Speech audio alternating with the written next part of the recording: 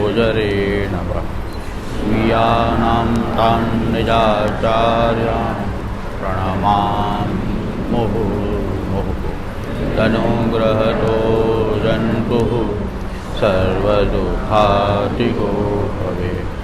तमहं सर्वदा वन्दे श्रीमद्वल्लभनन्दनम् अज्ञानतिमिरान्धस्य ज्ञानाञ्जनशलाकया चक्षुरुन्मीलितं येन तस्मै श्रीगुरवे नमामि हृदये शेषे दाक्षिणापिसायिनं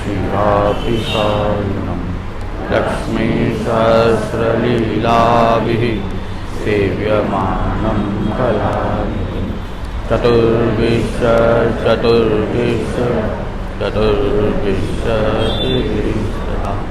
षड्भिर्विराजते योऽसौ पंचधारणे।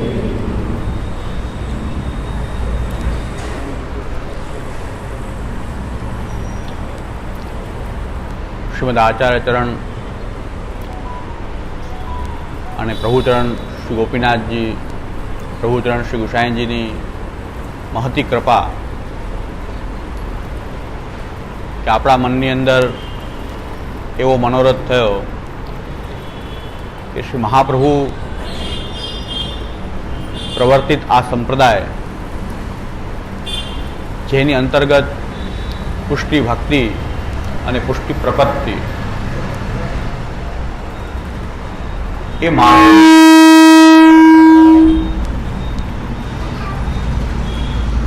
આ પુષ્ટિ ભક્તિનો અને પુષ્ટિ પ્રપત્તિનો આ સંપ્રદાય જે પુષ્ટિ માર્ગ કે પુષ્ટિ સંપ્રદાય જેમાં આપણે બધા દીક્ષિત છીએ, શ્રી આચાર્યચરણોનો એક ભગીરથ દૈવોદ્ધાર પ્રયત્નાત્મા દૈવી જીવોનો ઉદ્ધાર અને ભૂઈ ભક્તિ પ્રચારેક કૃતે સ્વાન્વય કૃત ભૂતલ ઉપર ભક્તિ પ્રચાર અને દૈવી જીવોદ્ધાર આ શ્રી આચાર્યચરણોનો જીવન પર્યંતનો આપનો પરિશ્રમ અને પ્રયાસ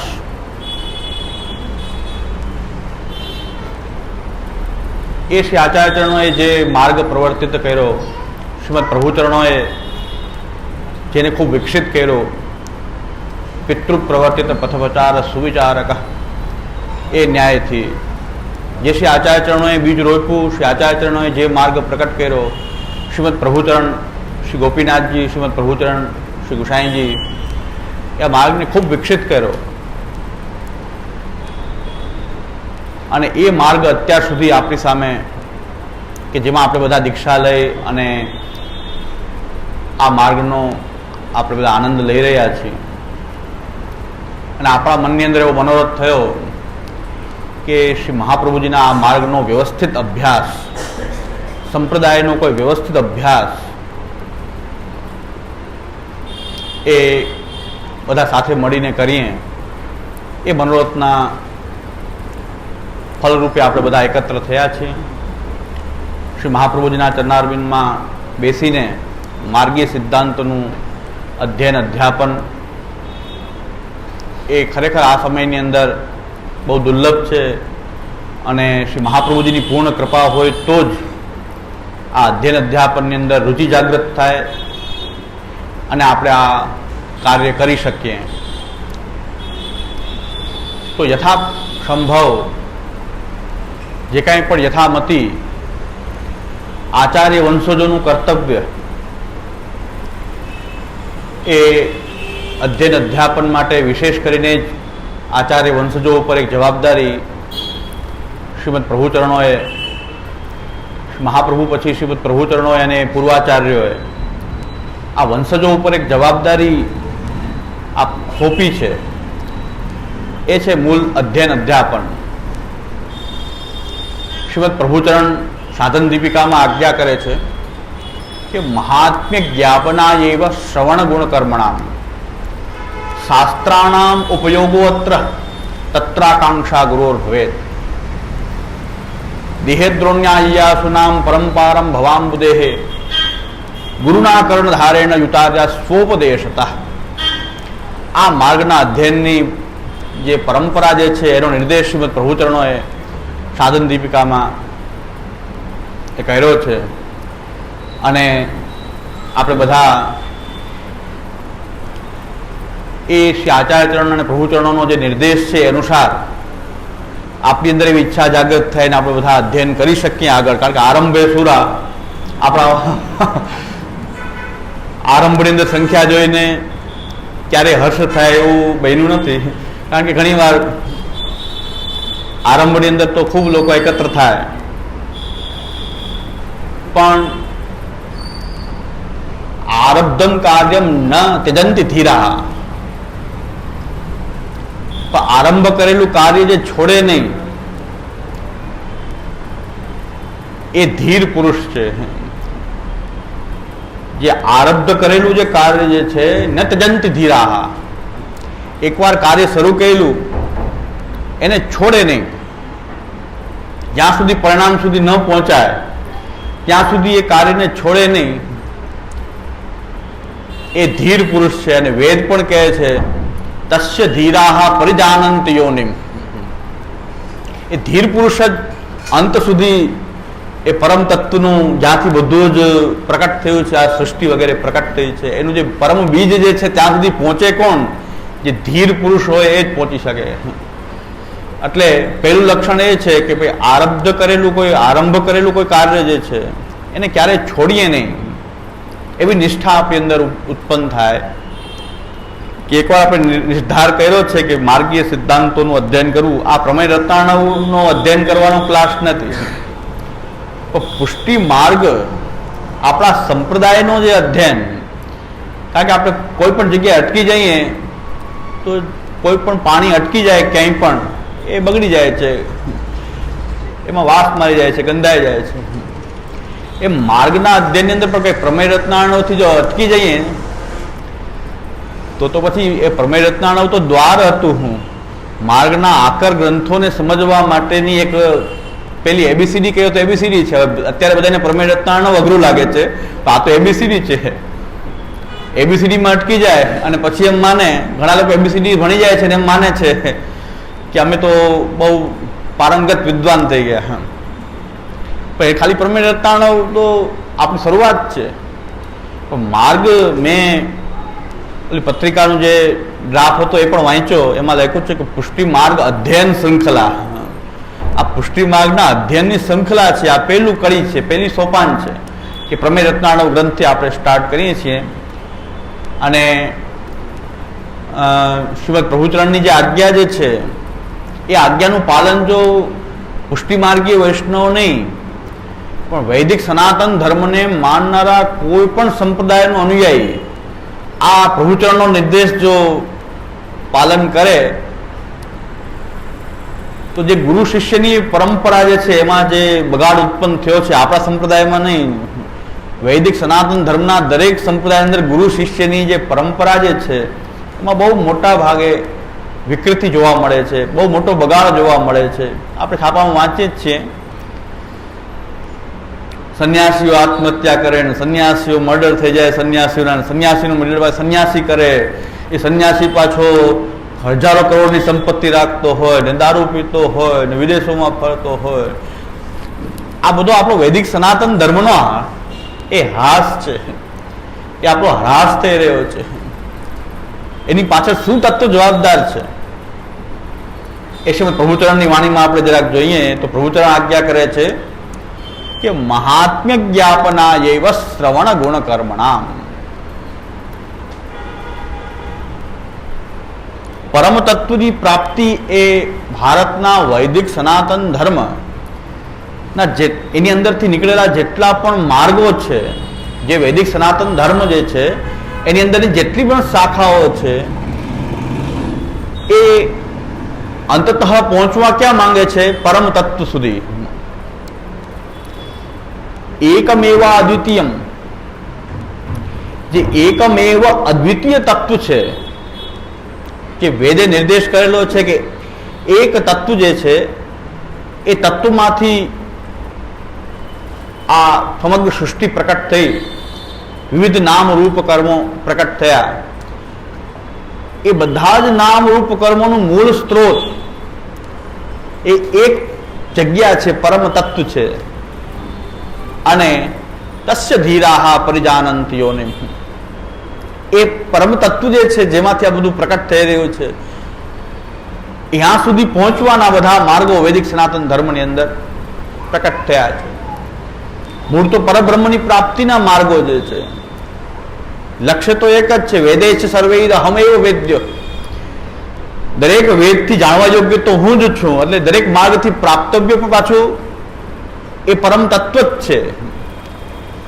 પછી એ શિવના રૂપમાં હોય કે વિષ્ણુ રૂપમાં હોય કે નિરાકાર બ્રહ્મ હોય કે સાકાર બ્રહ્મ હોય કે શક્તિ હોય કે પંચપૂજા હોય કે દેવતા ઉપાસન હોય કે જેટલા પણ આના માર્ગો છે વૈદિક સનાતન ધર્મથી પ્રકટ થયેલા, એ બધા અંતતઃ પહોંચવા માંગે છે પછી કર્મ માર્ગ, જ્ઞાન માર્ગ, ભક્તિ માર્ગ. જીવના ઉદ્ધારના 3 રસ્તા કર્મ, જ્ઞાન, ભક્તિ, આ બધા માર્ગોથી અંતતઃ પહોંચવું છે કે જ્યાંથી આપણે પ્રકટ થયા છીએ, જ્યાંથી નીકળેલા છીએ ત્યાં પાછા પ્રાપ્ત થઈએ.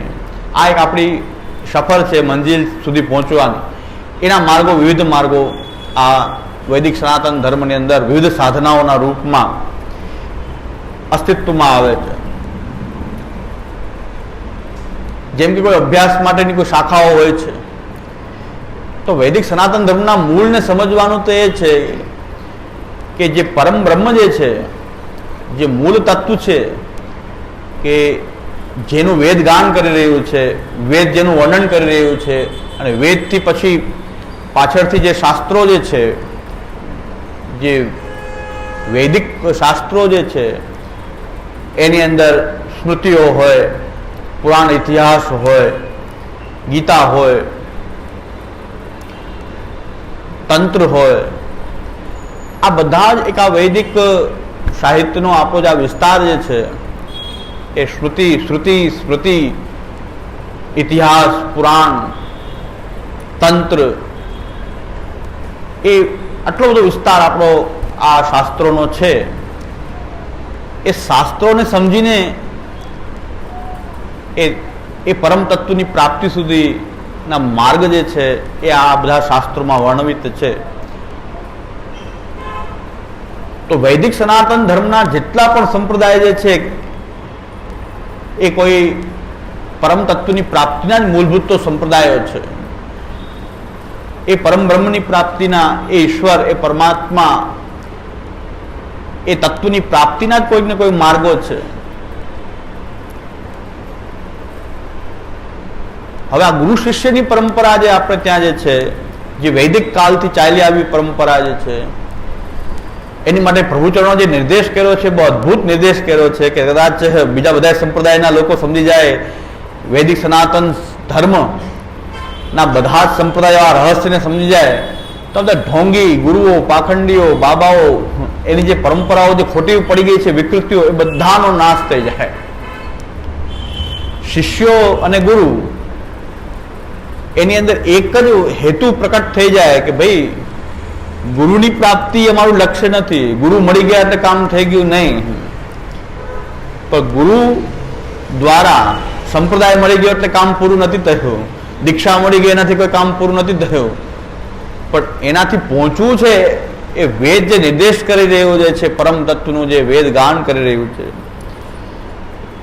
અને એ પરમ તત્વની પ્રાપ્તિ થશે ત્યારે જીવાત્માનો ઉદ્ધાર, કલ્યાણ, નિશ્રેયસ ની સિદ્ધિ થાય. તો આ માટે આવશ્યક શું છે તો કહે છે મહાત્મ્ય જ્ઞાપનાયૈવ શ્રવણ ગુણ કર્મણામ. એ પરમ તત્વના મહાત્મ્યનું જ્ઞાન કરવું બહુ આવશ્યક છે. એતાવાનસ્ય મહિમા અતો જ્યાયાંગુશ્ચ પુરુષ પાદોશ્ય વિશ્વાભૂતાની ત્રિપાદસ્યામૃતં દિવિ ત્રિપાદ ઉર્ધ ઉદેત પુરુષ પાદોશ્યા ભવાત્મના તતો વિશ્વંગ વિક્રામત શાસનાનસને અભિ. એ પુરુષોક્તમાં વેદમાં કહેવામાં આવ્યું છે એ પ્રમાણે કે આ એની મહિમા છે. આ હજારો મુખવાળો, હજારો નેત્રવાળો, હજારો હાથવાળો જે આ પરમાત્મા જે છે કે જેની અંદર જ આ બધી સૃષ્ટિ રહેલી છે, જે બધાનો આધાર છે, આશ્રય છે, એની મહિમા આ વેદાદિ શાસ્ત્રોથી જાણવી અને એ જાણવાથી જીવાત્માની અંદર એ પરમાત્મા પ્રત્યે પ્રેમ જાગૃત થાય. હવે કર્મ માર્ગ હોય, આ તો એક ભક્તિ માર્ગના એંગલથી થયેલી વાત છે, પણ કર્મ માર્ગ હોય તો કર્મ માર્ગની અંદર પણ કર્મ એ માર્ગ છે ક્યાં સુધી? એ પરમ તત્વ સુધી પહોંચવાનો. કર્મ પણ એક માર્ગ છે, પણ માર્ગ પર ચાલવાથી શું થાય? જ્યાં સુધી મંજિલ ખબર ન હોય તો માર્ગ ક્યાં લઈ જવાનો છે? તો કર્મ માર્ગમાં જે કોઈ પ્રવૃત્તિ થયો હોય તો કર્મ માર્ગ ક્યાં સુધી પહોંચાડે? તો કર્મ માર્ગથી ક્યાં પહોંચવું છે એ નિશ્ચિત હોવું પડશે. અને એના માટે શું કરવું પડશે? કર્મ માર્ગને બરાબર સાચી રૂપમાં જાણવું હશે તો કર્મ માર્ગનું જે સ્વરૂપ જે છે એ જાણવું પડશે. વેદાદિ શાસ્ત્રોની અંદર કર્મ માર્ગનું શું સ્વરૂપ બતાવેલું છે એની યથાર્થ જાણકારી વિના આપણે કહીએ છીએ ભક્તિ માર્ગના એંગલથી જો વાત કરીએ તો મહાત્મ્ય જ્ઞાપના એવ શ્રવણ ગુણ કર્મણામ, તો આપણે ત્યાં ભગવાન મહાત્મ્ય જાણ્યા વગર ભગવત સ્નેહ નહીં થાય. ભગવાનમાં સ્નેહ કરવા માટે ભગવાન મહાત્મ્યનું જાણવું આવશ્યક છે. પણ કર્મમાર્ગી કોઈ હોય તો કર્મમાર્ગીને પણ કંઈક મહાત્મ્ય તો જાણવું પડશે ને. માર્ગનું મહાત્મ્ય, કર્મ માર્ગનું ફલ શું છે એનું મહાત્મ્ય, કે કર્મ માર્ગ શું છે એની જાણકારી, સાચો કર્મ માર્ગ શું. કોઈ જ્ઞાન માર્ગી હશે તો જ્ઞાન માર્ગમાં કોનું જ્ઞાન, શું ફલ, એના મોક્ષનું સ્વરૂપ શું, જ્ઞાન માર્ગીય મુક્તિનું સ્વરૂપ શું, એનું જાણકારી તો પ્રાપ્ત કરવી જ પડશે. એટલે આપણે ત્યાં ભગવાન મહાત્મ્ય જેમ જરૂરી છે એમ કર્મ માર્ગ અને જ્ઞાન માર્ગમાં પણ કંઈક મહાત્મિક જ્ઞાન તો આવશ્યક છે જ. એ મહાત્મિક જ્ઞાનનો સોર્સ કયો, એ મહાત્મિક જ્ઞાન ક્યાંથી પ્રાપ્ત થશે? તો વાત પાછી એ જ આવશે, શ્રવણ ગુણ કર્મણામ. એના ગુણ, ભગવાનનું મહાત્મ્ય જ્યારે જાણવું છે તો ભગવાનના ગુણ, ભગવાનના કર્મો, એનું શ્રવણ કીર્તન એ કરવામાં આવશે. ભગવાનના ગુણોનું ગાન કરવામાં આવશે, એના કર્મો, એની લીલા એને સાંભળવામાં આવશે. શ્રવણ ગુણ કર્મણામ, શ્રવણમ પઠનમ. શ્રવણ પેલા બધા શાસ્ત્રો લેખિત રૂપમાં નહોતા, લિખિત રૂપમાં નહીં, તેની માટે સાંભળવાની પરંપરા વધારે હતી. અત્યારે લિખિત રૂપમાં પ્રાપ્ત છે તો શ્રવણની જગ્યાએ પઠન પણ ચાલે. અત્યારે આપણને પ્રાપ્ત છે પુસ્તક, તો પુસ્તકનું પઠન કરવું એક પ્રકારનું શ્રવણ જ છે. એ શ્રવણ સ્થાનીય છે. જ્યાં શ્રવણનું વર્ણન છે તો શ્રવણ સ્થાનીય ગ્રંથ પઠન, ગ્રંથ અધ્યયન, તો ત્યાં શ્રવણ ગુણ કર્મણામ, ભગવાનના ગુણ અને કર્મોનું શ્રવણ કરવું જોઈએ. પણ શ્રવણ ક્યાંથી કરવું? શાસ્ત્રોથી કરવું. શાસ્ત્રો સિવાય ભગવાનના ગુણ અને કર્મ ક્યાંયથી જાણી શકાતા નથી. શાસ્ત્ર સિવાય તો આ વસ્તુ ક્યાંય પ્રાપ્ત જ નથી. હવે વાત આવે છે કે શાસ્ત્રાનામ ઉપયોગો અત્ર, એના માટે શાસ્ત્ર જરૂરી છે. ભક્તિ માર્ગી દ્રષ્ટિથી ભગવાનના ગુણ, ભગવાનના કર્મો, ભગવાનની લીલા, ભગવાનનું સ્વરૂપ, એનું શ્રવણ કરવું જોઈએ. શ્રવણ ક્યાંથી કરવું? ગમે તેમ નહીં. શાસ્ત્રાનામ ઉપયોગો અત્ર, ત્યાં શાસ્ત્રોની આવશ્યકતા છે. આ બધું શાસ્ત્રમાં વર્ણિત છે. શાસ્ત્રમાં જે વર્ણિત છે એ પ્રકારે ભગવાનના ગુણ કર્મોનું શ્રવણ કરવું જોઈએ, શાસ્ત્રોમાંથી કરવું જોઈએ.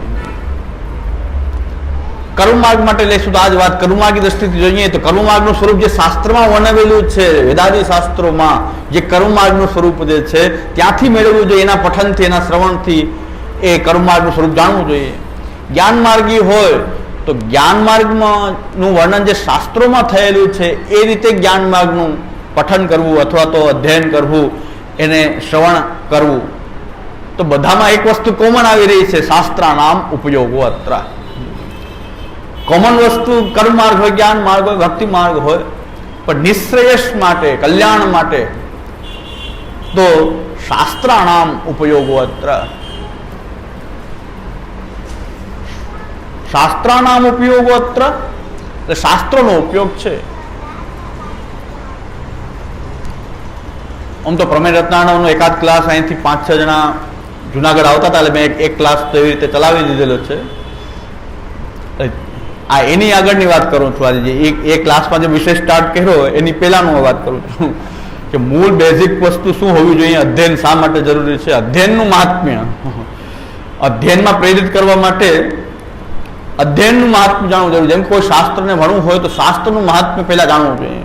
ગીતા સુગીતા કર્તવ્યા કે મન્ય શાસ્ત્ર સંગ્રહે યા સ્વયં પદ્મનાભસ્ય મુખપદ્માદ વિનિશ્ચિતા. તો ગીતાજીનું મહાત્મ્ય જાણીએ તો ગીતાજીની ખબર પડે ગીતા શાસ્ત્ર શું છે. ગીતા સુગીતા કર્તવ્યા કે મન્ય શાસ્ત્ર સંગ્રહે અન્ય શાસ્ત્ર વિસ્તરે યા સ્વયં પદ્મનાભસ્ય મુખપદ્માદ વિનિશ્ચિતા. સર્વોપનિષદો ગાવો દુગ્ધા ગોપાલ નંદન પાર્થો વર્ષ સુધીર ભોગતા દુગ્ધમ ગીતામૃતમ ભાત. આ મહાત્મ્ય જાણીએ તો ગીતાજી શું છે કે સર્વોપનિષદો ગાવો, બધા ઉપનિષદ રૂપી ગાય છે તો એનું દૂધ જે છે, બધા ઉપનિષદમાંથી દોઈને જે દૂધ કાઢવામાં આવી રહ્યું છે દુગ્ધમ ગીતામૃતમ ભાત. આ બધા ઉપનિષદોનું જે સારરૂપ ગાય જે છે એમાંથી જે દૂધ નીકળી રહ્યું છે એ દૂધ જે છે એ ગીતાજી છે. અને સર્વ ઉપનિષદ એ ગીતાજી, સર્વ ઉપનિષદોનો સાર એ શ્રીમદ ભાગવત ગીતા છે. પાર્થો વર્ષ સુધીર ભોગતા. એક વાછડો તો જોઈએ, દૂધ નીકળે તો પેલા એનો ભોગતા તો વાછડો જ હોય. તો જે ગાયનો જે વત્સ જે છે એ અહીં અર્જુન છે અને એમાંથી દૂધ જે નીકળી રહ્યું જે છે એ શ્રીમદ ભાગવત ગીતા છે. આવું ગીતા મહાન શાસ્ત્ર છે કે બીજા કોઈ શાસ્ત્ર ન ભણો તો ગીતા શાસ્ત્ર ભણવાથી સર્વશાસ્ત્રનું રહસ્યનું જ્ઞાન થઈ જાય. દૂધ ગાય જે છે એનું દૂધ હાથમાં આવી જાય. તો આવું ગીતાજીનું મહાત્મ્ય જાણીને ગીતાજીના અધ્યયનમાં પ્રેરણા, ગીતાજીના અધ્યયનમાં આપણી પ્રેરણા થાય, રુચિ થાય, ઉત્પન્ન થાય. એવી રીતે આપણું જ આ જે અધ્યયન છે પુષ્ટિ માર્ગીય અધ્યયન, એમાં રુચિ ઉત્પન્ન થાય એની આવશ્યકતા શું છે સાંપ્રત સમયમાં, એ કંઈક થોડુંક મહાત્મ્યનું ગાન કરીએ તો આપણી રુચિ વધારે પ્રકટ થાય શાસ્ત્ર અધ્યયનમાં. તો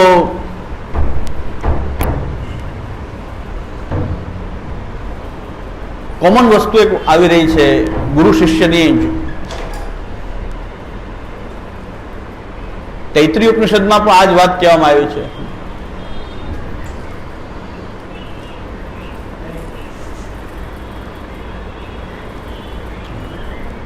તૈત્રીય ઉપનિષદની અંદર પણ એમ કહેવામાં આવ્યું છે કે ગુરુ અને શિષ્ય બે દલ રૂપ છે.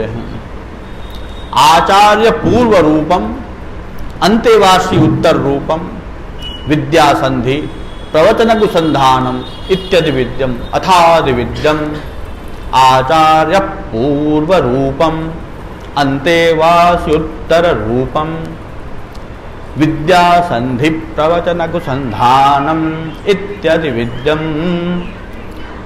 તો તૈત્રીય ઉપનિષદ પણ એમ કહે છે કે એક વિદ્યા છે અથાદિ વિદ્યમ.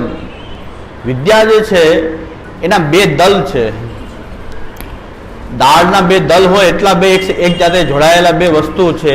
એક દાળ લઈ એના બે દળ હોય તેને દાળ કહેવાય છે. દ્વિદલ માંથી છૂટા પડે, કઠોળમાંથી બે દલ રૂપથી છૂટા પડે, એ બે ભેગા હોય ત્યારે એક આખો કઠોળનો દાણો બને. તો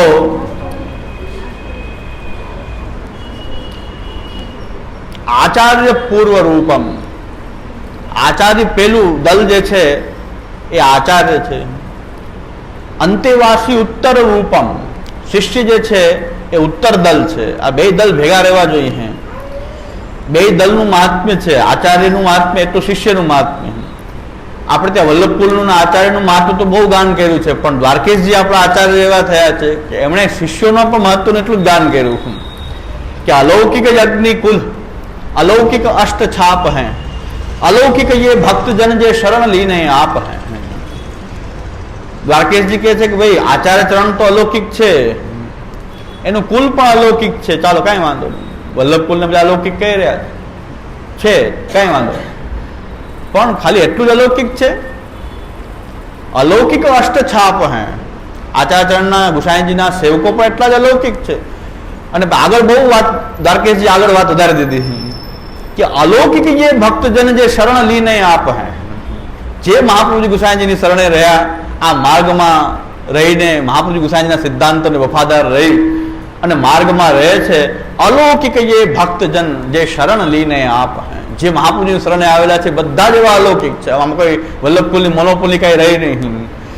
વલ્લભકુલના બાળકે પોતાની મોનોપોલી તોડી નાખી કે અલૌકિક જે અગ્નિકુલ, અલૌકિક અષ્ટછાપ હે, અલૌકિક જે ભક્તજન જે શરણ લીને આપ હે. આપણે બધા જ અલૌકિક છીએ.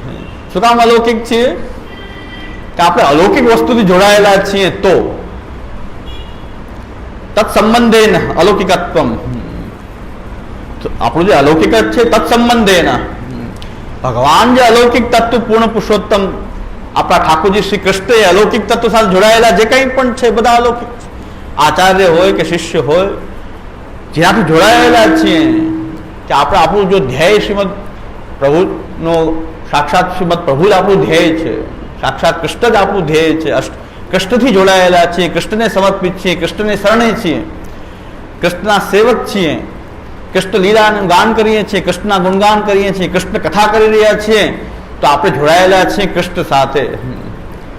અને કૃષ્ણ સાથે જોડાયેલા રહેવાને કારણે અલૌકિકતા પણ આપણી અંદર, કારણ કે આપણે લોકની વસ્તુમાં જોડાયેલા નથી તો લૌકિક છીએ, લોકમાં જોડાયેલા છીએ તો લૌકિક છીએ. પણ આપણે તો જયારે અલૌકિકમાં જોડાયેલા છીએ, અલૌકિક તત્વથી જોડાયેલા છીએ, તો અલૌકિક જે ભક્તજન જે શરણ લીને આપ હે, તો જે કોઈ આ સમયમાં પણ શ્રી મહાપ્રભુજી બતાવેલા માર્ગ ઉપર ચાલતો હોય, શ્રી મહાપ્રભુજીના માર્ગ ઉપર ચાલીને કૃષ્ણ સાથે જે જોડાયેલા હોય, એ બધા જ અલૌકિક છે.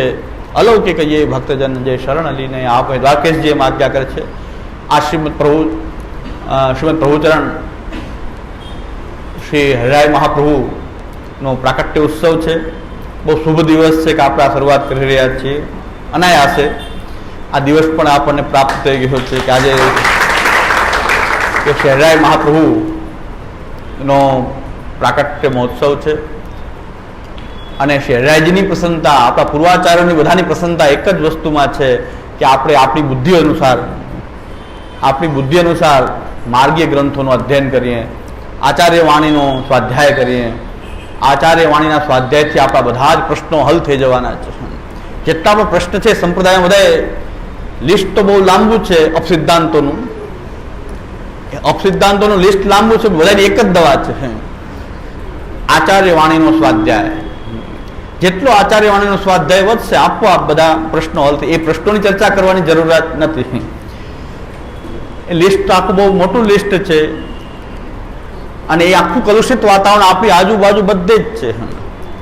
એ કલુષિત વાતાવરણની અંદર આપણે રહી રહ્યા છીએ કે વાતાવરણની અંદર ચારે બાજુ આવું વાયરસ ફેલાયેલો છે. ચારે બાજુ એકદમ અપસિદ્ધાંતનું જે વાતાવરણ છે. પણ એની સામે બચવાનો ઉપાય પણ બહુ મજબૂત ઉપાય છે. એ છે શ્રી આચાર્યચરણની વાણીનો સ્વાધ્યાય. આચાર્યચરણની જે વાણી જે છે એ જ આ સમયમાં આપણને બચાવી શકે, આપણું રક્ષણ કરી શકે. એ આચાર્ય વાણી જ આપણું, એ સંપ્રદાયના પણ જે પ્રશ્નોનું નિરાકરણ પણ આચાર્ય વાણી જ છે, બીજું કોઈ. એકલ દોકલ વ્યક્તિ ગમે એટલું બોલવામાં આવે, ગમે એટલું પ્રવચન કરવામાં આવે, એનું કોઈ વધારે અસર થવાની નથી. પણ આચાર્ય વાણીનો સ્વાધ્યાય, એક જણો પણ આચાર્ય વાણીનો સ્વાધ્યાય કરતો હશે તો સંપ્રદાય જીવંત રહેવાનો છે આચાર્ય વાણીથી જ. અને આપણી જે ઉદ્ધારની જે સ્કીમ બનાવી છે ને, પ્રભુએ બનાવેલી સ્કીમ છે, ત્યાં પણ સ્પષ્ટ જ છે કે ઉદ્ધાર કેવી રીતે કરવાનું માંગે છે શ્રી મહાપ્રભુ, સાક્ષાત પ્રભુ. મહાપ્રભુને શું નિર્દેશ થયો છે, શા માટે મહાપ્રભુ ભૂતલ ઉપર પધાર્યા છે, તો ત્યાં સ્પષ્ટ છે કે દયયા નિજ મહાત્મ્યમ કરિષ્યન પ્રકટમ હરિ વાણ્યા યદા તદા સ્વાસ્યમ પ્રાદુર્ભૂતં ચકારહિ. ત્યાં વાણ્યા યદા તદા સ્વાસ્યમ પ્રાદુર્ભૂતં ચકારહિ. તો તદુક્તમ અપી દુર્બોધમ સુબોધમ સ્યાત તથા તથા તન્નામાસ્તોત્તરહતમ પ્રવક્ષ્યામ અખિલાગ્રતે. એ શ્રી ગુસાઈજીએ કૃપા કરીને શ્રી ગુસાઈજીએ કે જીવનો ઉદ્ધારની એક સ્કીમ પ્રભુએ જે આપી છે આ સમયમાં, તો દયા નિજ મહાત્મ્યમ કરિષ્યન પ્રકટમ હરિ. પોતાનું મહાત્મ્ય દેવી જીવો છે એની વચ્ચે પણ પોતાનું મહાત્મ્ય પ્રકટ થાય. અને મહાત્મ્ય પ્રકટ કેવી રીતે કરવું? તો કે છે વાણી દ્વારા. કોઈ અલૌકિક ભગવાનની જ મુખારવિંદની કોઈ વાણીથી જ આ મહાત્મ્ય જે છે, ભગવાનનું મહાત્મ્ય બીજા કોણ જાણી શકે? ભગવાન સિવાય ભગવાનનું મહાત્મ્ય કોઈ જાણી શકે નહીં. આપણે અભ્યાસ કરશું ત્યારે હું બતાવીશ કે બીજા સંપ્રદાયો, બીજા ભક્તિ માર્ગીઓ, બીજા વૈષ્ણવ સંપ્રદાયોથી પણ આપણું જે પાર્થક્ય છે ત્યારે ખબર પડે છે કે આપણે આચાર્યચરણને ભગવાન મુખારવિંદ સ્વરૂપ કહીએ છીએ તો એમને નથી કહેતા. હા, કંઈક સપ્રયોજન સહેતુક આપણે શ્રી આચાર્યચરણને પણ શ્રી ગુસાઈજી તો આજ્ઞા કરી જ છે, આપણી માટે પ્રમાણ છે, પણ ગુસાઈજીએ પણ કંઈક સહેતુક જ આજ્ઞા કરી છે આપણું સ્વરૂપ. તો વાણ્યા યદા તદા સ્વાસ્યમ પ્રાદુર્ભૂતં ચકારહી. વાણી દ્વારા પોતાના મહાત્મ્યને દેવી જીવોની વચ્ચે પ્રકટ કરવું અને એ મહાત્મ્યથી દેવી જીવો જે છે એ પાછા પ્રભુ તરફ આવી જાય, પ્રભુ સેવાના માર્ગમાં પાછા જોડાઈ જાય. તો વાત શું છે? પાછી વાણી દ્વારા જ અહીં મહાત્મ્યને પ્રકટ કરવું છે. અને એટલા માટે પોતાના મુખારબિંદને પોતાના મહાત્મ્યનું જ્ઞાન પૂર્ણપણે બધાએ મહાત્મ્યનું જ્ઞાન યથામતી બધાએ કર્યું જ છે, બધાએ યથામતી કરેલું જ છે. પણ શ્રી આચાર્યચરણોની કંઈક વિશેષતા છે, આપણા માટે તો છે જ, બીજા માટે દરેક પોતાના આચાર્યને વિશેષ માનતા હોય છે, પણ આપણા માટે જે વિશેષતા છે એનું જાણવું આપણે બહુ જરૂરી છે. આપણે એમને ઝંડા ફરકાવતા હોઈએ છીએ કે આચાર્યચરણ એ સૌથી વલ્લભાચાર્યજી સૌથી શ્રેષ્ઠ આચાર્ય છે, સંપ્રદાય પુષ્ટિ માર્ગ સૌથી શ્રેષ્ઠ સંપ્રદાય જેવો ઝંડો આપણે ફરકાવતા હોય, પણ શ્રેષ્ઠતા શું છે એ આપણને ખબર હોતી નથી. ધોળ તો વર્ષોથી બોલાય છે, આજ બ્રહ્મવાદનો ડંકો વાગે. બ્રહ્મવાદ શું છે એ મારી ખબર જ નથી. ધોળ બોલવું સારી વાત છે, આપણે ડંકો વગાડી છે બ્રહ્મવાદનો, આજ બ્રહ્મવાદનો ડંકો વાગે. પણ બ્રહ્મવાદ છે શું? એ ડંકો વાગે, શેનો ડંકો વાગે? બ્રહ્મવાદ તો ખબર જ નથી આપણે કે મહાપ્રભુજી ડંકો શેનો વગાડેલો છે આ બ્રહ્મવાદનો, એ આપણને ખબર નથી. એટલે આપણે એમને ડંકો વગાડી રહ્યા છીએ, આજ બ્રહ્મવાદનો ડંકો વાગે. ધોળમાં નાચી લીધું, કૂદી લીધું, આજ બ્રહ્મવાદનો ડંકો વાગે. પણ બ્રહ્મવાદ તો કોઈ ઘણા વર્ષો વયા કે કોઈ બ્રહ્મવાદ શું, બ્રહ્મવાદની ખબર નથી. તો એ આચાર્યચરણની જે શ્રેષ્ઠતા છે એ વાણીને જાણ્યા વગર, ગ્રંથોને જાણ્યા વગર, શાસ્ત્રોને જાણ્યા વગર, શાસ્ત્રોનું જે સંકલન છે આચાર્યચરણને કરેલું છે એનાથી જ આચાર્યચરણની જે શ્રેષ્ઠતા. આચાર્યચરણ આપણા કેવા છે? શ્રી વલ્લભ વાકપતિ, ખરેખર વાકપતિ ભગવાનનું મુખ પ્રકટ થયું છે કે નથી થયું? આ બીજા આચાર્યોએ શું અર્થ કર્યો, આચાર્યચરણને શું અર્થ લઈ આવ્યા છે? એ આચાર્યચરણ જે રીતે શાસ્ત્રોનું જે સંકલન કરેલું છે એ શાસ્ત્રોથી જ માલુમ પડે છે કે આચાર્યચરણ કેટલા શ્રેષ્ઠ છે, વાકપતિ છે, વિભુધેશ્વર છે, વેદ પારગહ છે.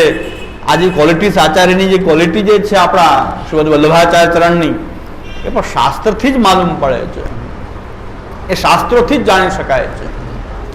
એના સિવાય તો બધા ખાલી એમને ડંકા વાગી શકે, એમને નાચી કૂદી લઈએ, હા મોહનથાળ મઠરી લાડુ ખાઈ લઈએ, આચાર્યચરણના નામથી બધું ચાલી જાય. પણ આચાર્યચરણ શું છે? એ જ્યાં સુધી શાસ્ત્રના જ્ઞાન વિના એ શાસ્ત્રોને સમજવાનો થોડોક પ્રયત્ન કરીએ. હું તો બહુ શાસ્ત્રજ્ઞ કોઈ વિદ્વાન છું નહીં, પહેલેથી જ કહી દઉં, એટલે મારી બધી ભૂલ ક્ષમ્ય છે. કોઈ અર્થઘટનમાં ભૂલ થાય, કારણ કે લાઈવ ને પછી બધા પાછા એને રેકોર્ડિંગ કરીને અપલોડ કરે, જે કરવું હોય કરે. આપણે પહેલેથી સ્વીકારી લઈએ છીએ અમે કોઈ શાસ્ત્રજ્ઞ વિદ્વાન નથી કોઈ પંડિત, નથી કોઈ બહુ વિદ્વાન કે ભણેલા કે બહુશ્રુત પણ નથી. વિદ્વાન ને બહુશ્રુત, બહુ ભણેલા, બહુ સાંભળેલું એવાય નથી. પણ શ્રી આચાર્યચરણના એ સેવક છીએ, શ્રીમદ વલ્લભાચાર્યચરણના ચરણારવિંદનો આશ્રય કરનારા એક સેવક છીએ. સૈનિક કયો તો સૈનિક છીએ. જેટલું આપણાથી થાય એટલું પ્રયત્ન, અને ભૂલ હોય તો આપણે સ્વીકાર કરી લઈએ. જ્યાં પણ કોઈ ભૂલ, કોઈ ત્રુટિ નિર્દેશ કરે તરત સહજ સ્વીકાર કરી લે કે આપણે વિદ્વાન છીએ નહીં પહેલેથી. એટલે એ ભ્રમ તો મારામાં એ ભ્રમ છે જ નહીં, અને પહેલેથી જ કહી દો બીજા કોઈ ભ્રમને સેવો નહીં કે આ પરફેક્ટ વિદ્વાન વ્યક્તિ છે, એટલે જે ભણાવશે એ પરફેક્ટ ભણાવશે એવું તો હું દાવો કરી શકતો નથી. પણ મારી મતિ અનુસાર જેટલું મને જ્ઞાન છે, જેટલી ગુરુ પાસેથી જે કાંઈ કૃપા પ્રાપ્ત કરીને જે કાંઈ ગુરુએ, હવે એમને શું ભણાવ્યું હોય ગુરુ સમર્થ છે, પણ આપણું શિષ્ય કેટલા સમર્થ છે, એટલું કેચઅપ કરવાનો સમર્થ છીએ કે નહીં એ શંકાસ્પદ છે. પણ જે ઉત્તમતા જે છે એ ગુરુઓની કૃપા જ છે, શ્રી આચાર્યચરણની ગુરુની કૃપા છે. જે કાંઈ પણ થોડું ઘણું બુદ્ધિ ચાલી છે તો અજ્ઞાન તિમિરાન દશ્ય જ્ઞાનાંજન શલાકયા ચક્ષુરુન્મીલિતમ જેન તસ્મૈ શ્રી ગુરુવે નમઃ.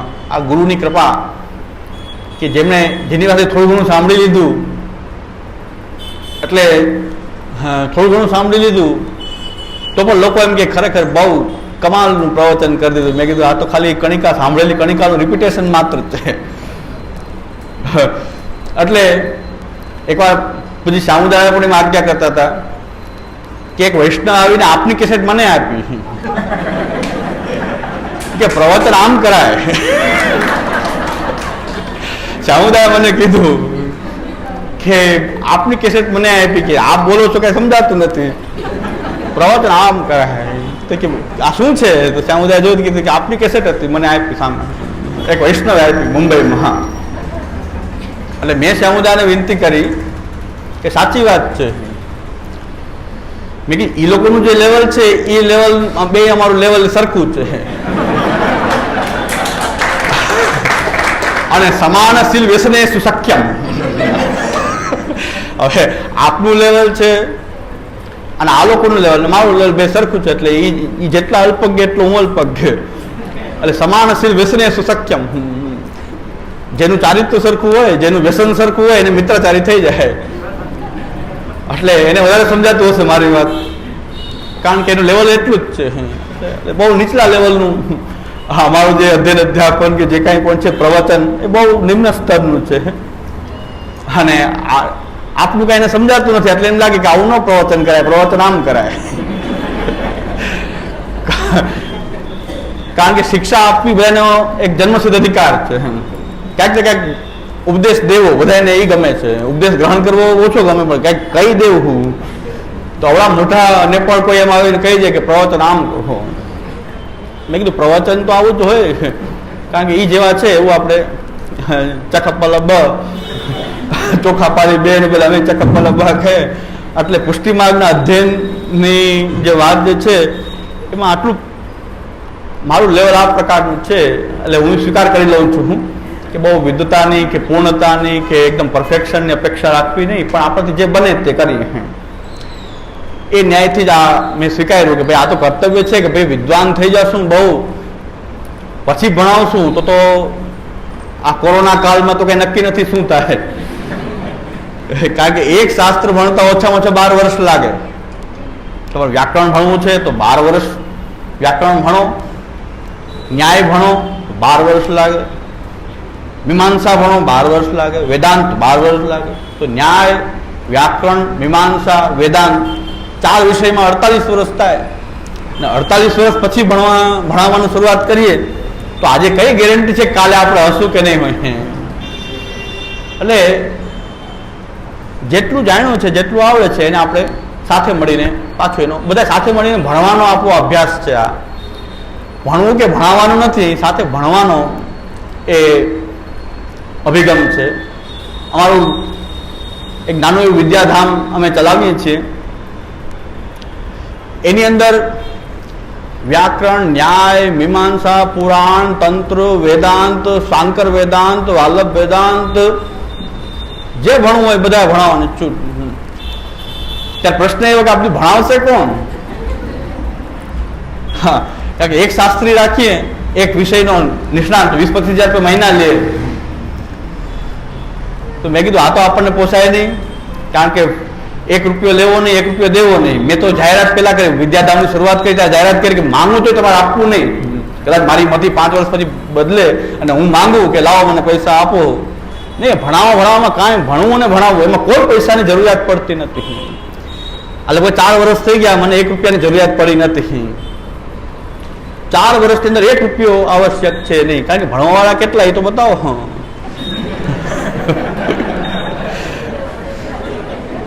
એટલે આવતા વખતે હું મારું જે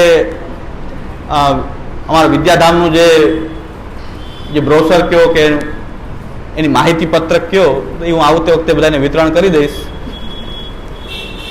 કે અમુક આટલા શાસ્ત્રોનો અભ્યાસ કરાવવાનો અભિગમ છે, પણ આમાં કોઈની હવે વિદ્વાન લાવીને ભણાવી શકાય એ પ્રકાર તો બહુ મોટું આયોજન જોઈએ, દ્રવ્ય જોઈએ, આ જોઈએ.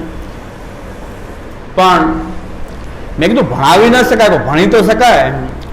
જે વિષય કોઈ ભણવા માંગતો એની સાથે બેસીને ભણશું હું, એવા અભિગમથી શરૂઆત કરી. તો ન્યાય ભણાવીએ છીએ, મીમાંસા ભણીએ છીએ, ભણાવીએ નહીં ભણીએ. ન્યાય, મીમાંસા, પુરાણ, તંત્ર, શાંકર વેદાંત, વાલ્લભ વેદાંત ના પણ આપણે એના પણ વિદ્યાર્થીઓ થયા. વાલ્લભ વેદાંત પણ ભણાવ્યું, પણ શાંકર વેદાંત પણ ભણાવીએ છીએ. તો મેં કીધું સાથે ભણી તો શકાય ને. અને પહેલેથી જ એને કહીને કે જે વિદ્યાર્થીઓ એને કહી દે કે આપણે બે સાથે બેસીને ભણશું. ભણાવવાનું તો આપણે બધા કોઈ ભણાવવાળું છે નહીં. શ્રી મહાપ્રભુજી સિવાય તો અત્યારે શ્રી મહાપ્રભુજીના સાનિધ્યમાં બેસી આપણે ન્યાય, મીમાંસા બધે ચંચુ, ગુરુની કૃપા એવી છે કે દરેકમાં ચંચુપાત કરી શકીએ. બહુ છપછપિયા તો બધે બોલાવી લઈએ, ન્યાય હોય કે વ્યાકરણ હોય કે મીમાંસા હોય કે ગમે તે હોય. છપછપિયા બોલાવો, કિનારે બેસીને થોડા છપછપિયા બોલાવો કઈ વાંધો. એટલું ગુરુની કૃપા. અમારા ગુરુ, કારણ કે ગુરુ અમારા સર્વશાસ્ત્ર સમર્થ છે, સર્વશાસ્ત્ર પારંગત વિદ્વાન આપશ્રી છે. તો એમની પાસે ખાલી થોડું ઘણું સાંભળીને પણ દરેકમાં ચંચુપાત કરવાનો એટલો કોન્ફિડન્સ આવી ગયો કે ભાઈ મીમાંસા હોય કે ન્યાય હોય કે વેદાંત હોય કે કોઈ પણ વિષય હોય, તંત્ર, પુરાણ, ઇતિહાસ, એમાં આપણે કમસે કમ ચંચુપાત તો કરી શકીએ અને કિનારે બેસીને છપછપિયા કરી શકીએ. અને પછી એમાંથી કોઈ આગળ વધે તો પછી તો આગળ પોતાની મેળે એ વિકાસ કરી શકે પોતાના અધ્યયનનો. પણ એક શરૂઆત તો કરીએ કે જે ક્યાંય નથી એવી શરૂઆત કરીએ કે કોઈને ભણવું છે તો ક્યાં જાય. કોઈ ભણવાની પદ્ધતિ લુપ્ત થઈ ગઈ છે તો કાંઈક શરૂઆત કરી તો શરૂઆત કરી દીધી. 3-4 વર્ષથી ચલાવીએ છીએ. એક નાનો રૂમ છે એમાંથી એને ઈ વધારે પડે મને તો, કારણ કે એ પૂરો ભરાતો નથી કોઈ દિવસ. વેદાંત ભણવા વાળો એક, ન્યાય